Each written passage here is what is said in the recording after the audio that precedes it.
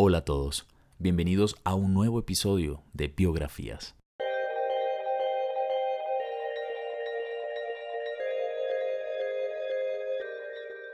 Estamos ya en nuestro tercer episodio de 4, en los que estaremos hablando de personajes que han causado un impacto positivo en la lucha de los derechos humanos, de los derechos civiles.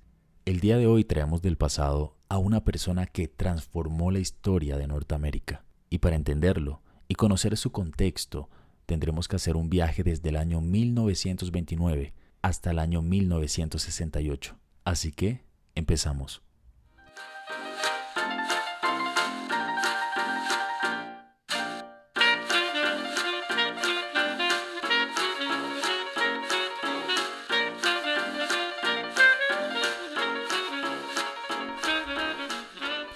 El 15 de enero de 1929, en Atlanta, Georgia, nace en la habitación de sus padres nuestro protagonista del día de hoy. Inicialmente, su nombre no era Martin, su nombre era Michael Luther King, pero más adelante su padre, con la intención de hacerle un homenaje al gran padre de la Reforma, Martín Lutero, decide ponerle el nombre que quedaría escrito en los libros de la historia norteamericana, Martin Luther King.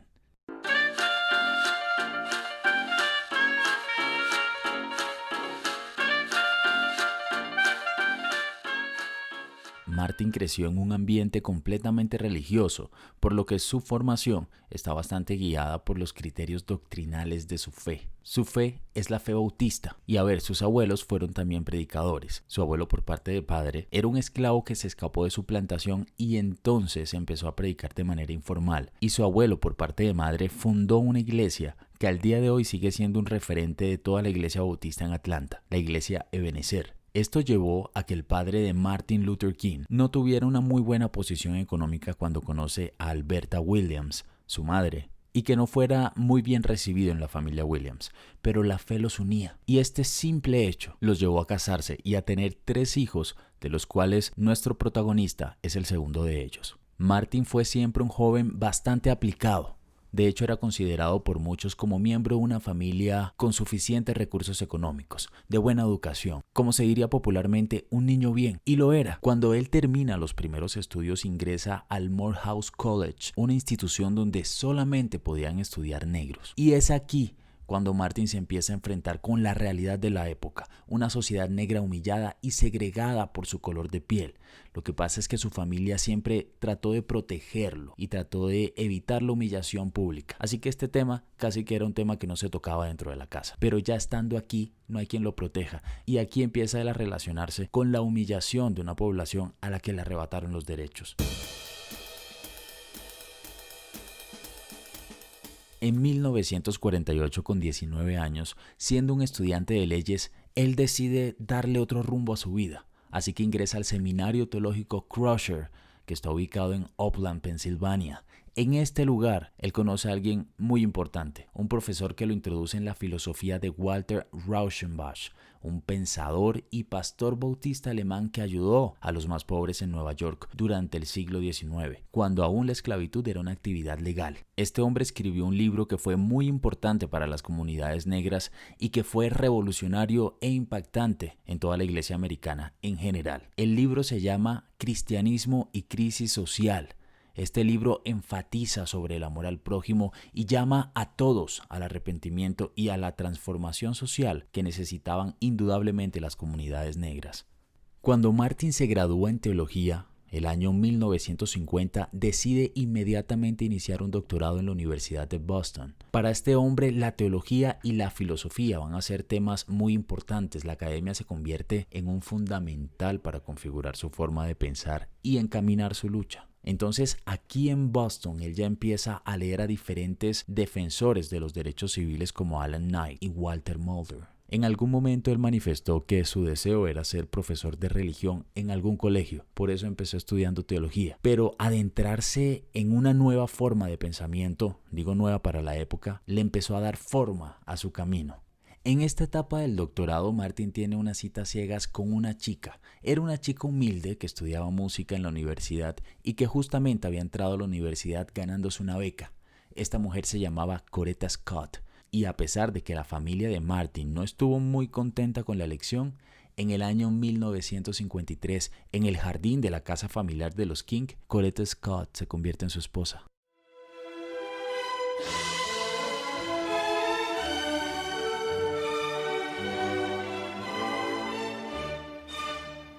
Durante su luna de miel, Martin decide aplicar para ser profesor en el Morehouse College, donde había estudiado, y a pesar de que tenía mucho interés en empezar una carrera académica, no consiguió nada. Así que él decide dar un paso dentro de la vida religiosa y toma el pastoreo de la iglesia de Dexter en Montgomery, Alabama. Esto sucede mientras él terminaba su tesis, que le daría en el año 1955 el título de doctor en filosofía. Y es aquí donde empezarían los cambios más radicales para la vida de Martin y también para los derechos humanos en Norteamérica. En este punto ya hemos hablado sobre la educación, la formación y los primeros años de Martin Luther King, pero es muy importante que también revisemos qué estaba sucediendo en los Estados Unidos durante la época. En los años 30, cuando nace Martin, Estados Unidos se enfrentaba a una de las crisis económicas más grandes que hayan podido atravesar. En esta época el desempleo se volvió el pan de cada día y dentro de la escasez los negros fueron los más afectados. Si bien había hambre entre las comunidades blancas norteamericanas, imagínense que era de los negros, que además de todo eran tratados con desprecio. Ya en los años 40, después de la Segunda Guerra Mundial, Estados Unidos salió como vencedor sin tener que restar la destrucción y las millonarias muertes que sí sufrieron los países europeos. Ni siquiera Rusia, que estaba en el banco de los ganadores también, contó con tanta suerte como Norteamérica. Y todo esto provoca una época de bonanza en el país. En Long Island, a 40 minutos de Manhattan, se empieza a implementar una técnica de construcción de casas en serie. Lo particular de estas casas es que eran casas con costos de producción bastante bajos, era muy barato construirlas, pero eran de muy buena calidad. Entonces el gobierno, el Estado empieza a subsidiar, con subsidios bastante altos, las casas para los veteranos de guerra. De esta forma se empiezan a crear en Estados Unidos los suburbios y con ellos se empieza a generar también una cadena de bienestar. Es cuando empezamos a ver en las familias los automóviles, el barbecue, la televisión, los electrodomésticos y en general es cuando se empieza a definir el estilo de vida americano.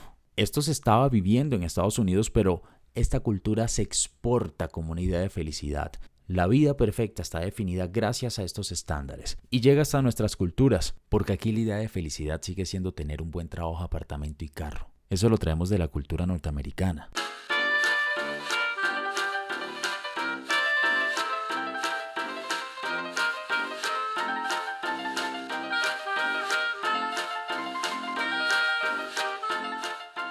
Ahora, es importante aclarar que toda esta fantasía, este sueño americano, era un sueño para blancos, porque los negros no tenían ni por equivocación la oportunidad de vivirlo. Ellos ni siquiera tenían permitido vivir dentro de los suburbios. Pero además de todo esto estaban el conjunto de leyes del Jim Crow, las leyes que estaban bajo la premisa de separados pero iguales, que segregaron todos los ambientes donde una persona se puede mover. Escuelas públicas, paraderos, buses, bebederos de agua públicos, baños, restaurantes.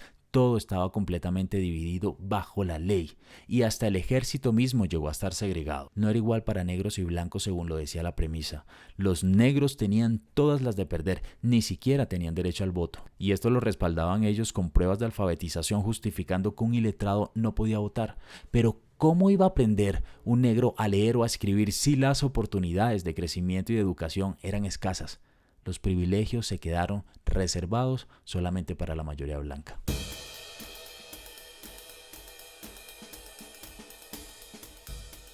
Después de la Guerra de Secesiones, que mencionamos en el primer episodio, la Guerra Civil Norteamericana, las comunidades negras sí tuvieron cierta protección y se crearon algunas leyes para promover la igualdad.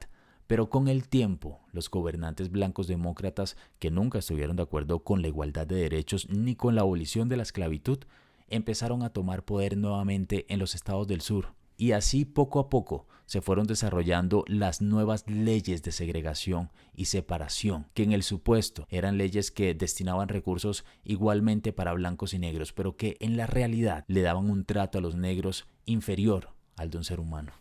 En este punto ya hemos hablado de los inicios de Martin Luther King, pero también hemos revisado en qué etapa de la historia se encontraba Estados Unidos. Así que volvamos a nuestro protagonista en Montgomery, Alabama, porque es en este lugar donde va a ocurrir un hecho que al parecer es bastante trivial, pero que tuvo la fuerza suficiente para detonar en un sinnúmero de personas negras la valentía necesaria para levantarse como un conjunto en contra de las leyes racistas. Le damos entonces la entrada a un personaje a cargo del hecho que causó toda una revolución, Rosa Parks. Esta mujer era una costurera de 42 años, pero ella además era también ayudante en la Asociación Nacional para el Avance del Pueblo de Color. Resulta que esta mujer un día sale de trabajar y se sube al autobús para regresarse a la casa. La mujer estaba agotada después de un día de trabajo y entró al bus y se sentó. Absolutamente ningún pasajero le pidió el asiento, pero el conductor le ordenó que cediera el puesto a un hombre blanco que estaba de pie. Ella se negó. En ese entonces los buses, como todos los lugares que mencionamos, estaban divididos y a los negros les correspondía sentarse en la parte trasera del bus, pero si algún blanco le pedía el lugar, ellos debían por ley cederlo. Rosa Parks, ese frío 1 de diciembre de 1955, decidió decir no. Como consecuencia de ese no, el conductor del bus llamó a la policía y a ella la metieron en el calabozo. Rosa llama a su madre para que la libere y ella tiene que pagar $14 de fianza.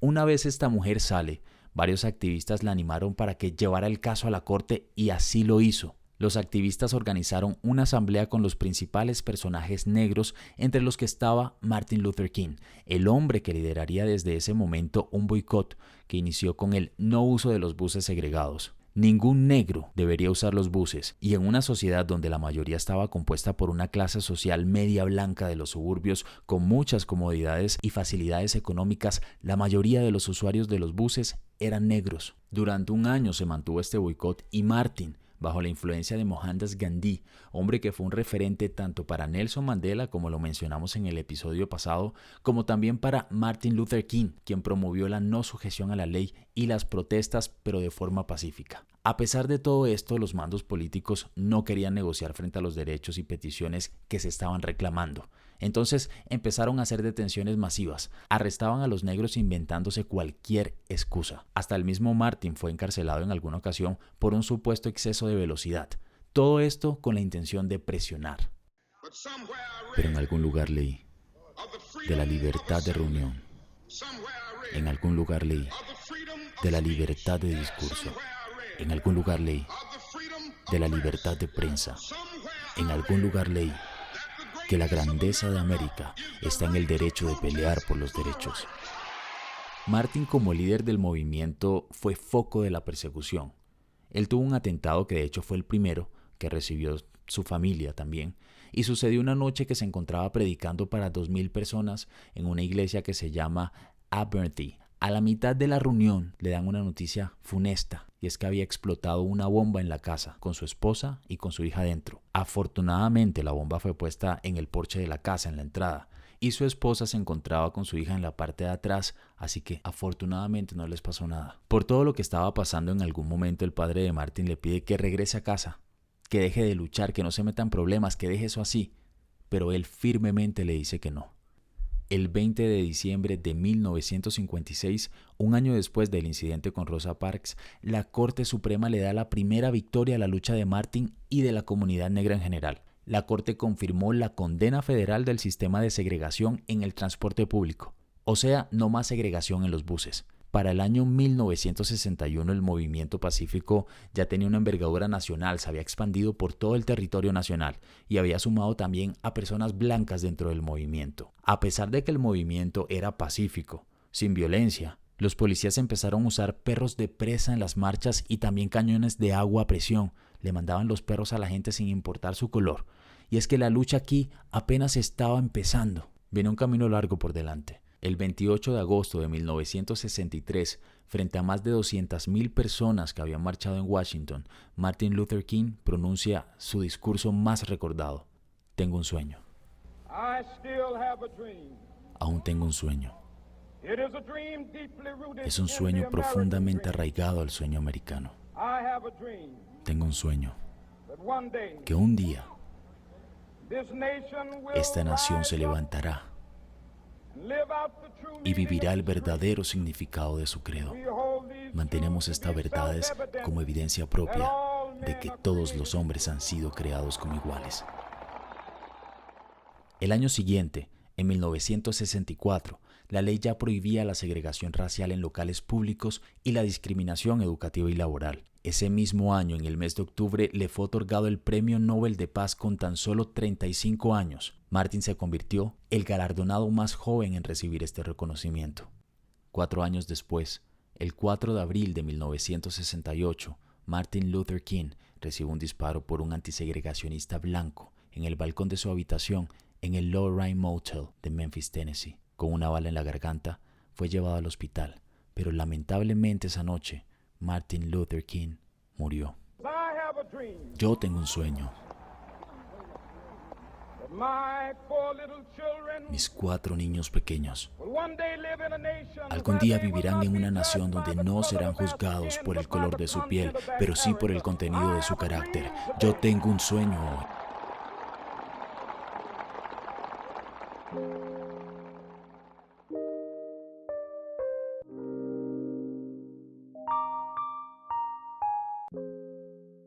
Su asesinato provocó una oleada de motines raciales en 60 ciudades de los Estados Unidos que provocaron muchísimas muertes. Su lucha alcanzó grandes logros, cambios históricos que llenaron de esperanza y dignidad a los afroamericanos. Pero esta lucha todavía continúa, y aunque las leyes raciales han sido abolidas, queda el rezago de una cultura, una forma de pensar, una sociedad que vivió durante muchísimos años con una idea corrosiva adherida a su cotidianidad. Hoy en día se celebra como día festivo en los Estados Unidos el tercer lunes de enero de cada año, el día de Martin Luther King Jr.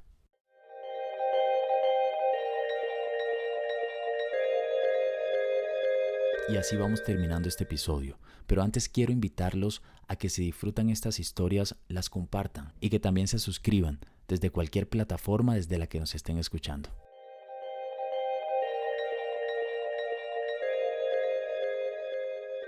Y de esta manera llegamos al final del episodio, con un nuevo amigo, Martin Luther King, una persona que definitivamente cambió la historia de todo un país y de miles de personas.